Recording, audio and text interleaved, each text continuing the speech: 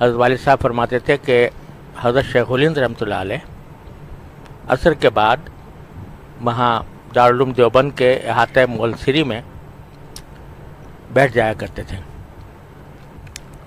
اور اساتذہ اور طلباء جو تھے بیٹھ جاتے تھے. کبھی کسی نے کوئی سوال کر لیا، حضرت نے جواب دے دیا.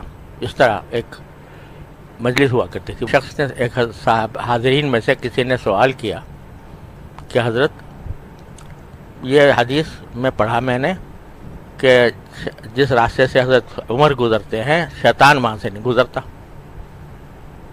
کوئی اور راستہ اختیار کر لیتا ہے، ان سے ڈرتا ہے.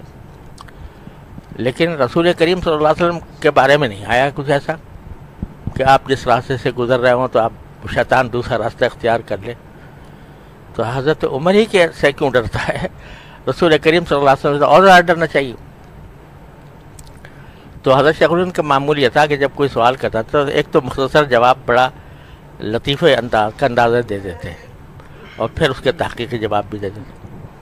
تو جب انہوں نے کہا کہ حضرت شیطان حضرت عمر سے کیوں ڈرتا ہے، رسول کریم صلی اللہ علیہ وسلم سے کیوں نہیں ڈرتا، تو حضرت شیخ الہند نے فرمایا پوچھو اسی بیوقوف سے.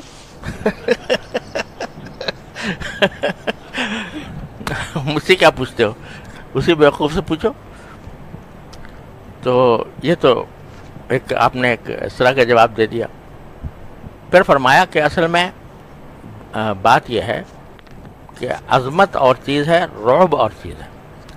عظمت جو ہے وہ اور چیز ہے اور رعب اور چیز ہے.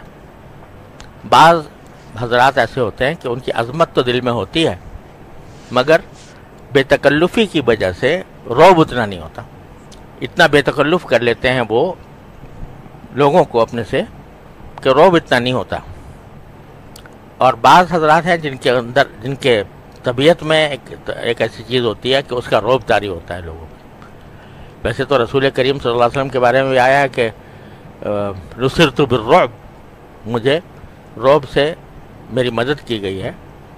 مسیرت شہر، کہ ایک مہینے کی مسافت پر بھی اگر کوئی دشمن ہوتا ہے تو میرا رعب طاری ہو جاتا ہے. لیکن وہ دشمن، ظاہری دشمن جو ہیں دنیا کے، جہاں تک صحابہ کرام رضی اللہ تعالیٰ عنہم کا تعلق ہے تو وہ اتنے بے تکلف کر رکھا تھا حضور اقدس صلی اللہ علیہ وسلم نے اپنے آپ سے کہ اس واسطے اس میں وہ بات نہیں